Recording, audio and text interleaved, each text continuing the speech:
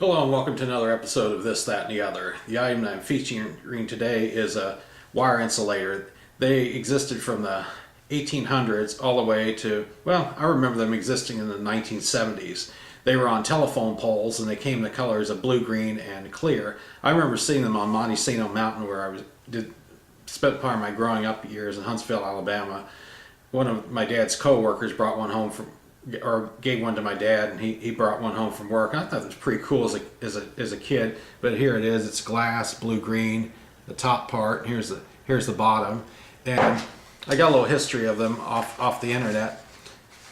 Insulators are those glass or porcelain things that you see on the tops and cross arms of telephone poles. Their purpose is to insulate so that the electricity or telephone calls don't all leak into the pole and into the earth. Without insulators, it would be fairly impossible to transmit electricity to homes and businesses.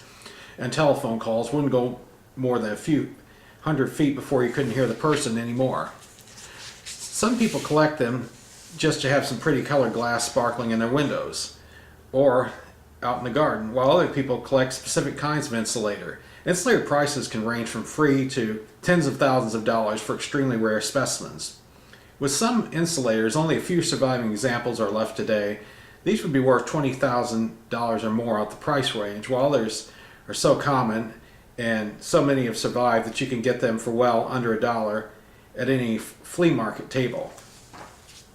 Insulators were first manufactured in quantity in the 1800s when the first telegraph and telephone circuits were put in place. A way was needed to prevent the telegraph signal from draining into the earth whenever the wire touched a solid object. Insulators were invented to fulfill this speed.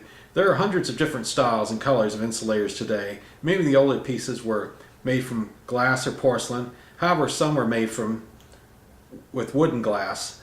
Smaller insulators were used on telephone and telegraph circuits, and larger insulators were made for electrical power supply wires. Generally speaking, the higher voltage in the power line, the larger the insulator holding those lines had to be.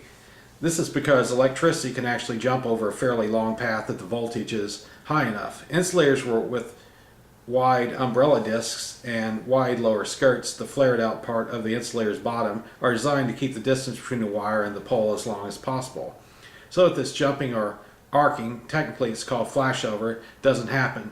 I remember seeing these quite a bit as a kid, and you don't see them around anymore because now the wires are underground. There's no use for them, but I do see them featured on eBay, and the one I showed you, I'll show it to you again. It also came in a clear color. I have found that on eBay, but just thought I would share this memory with you, and just want to tell you thanks for watching.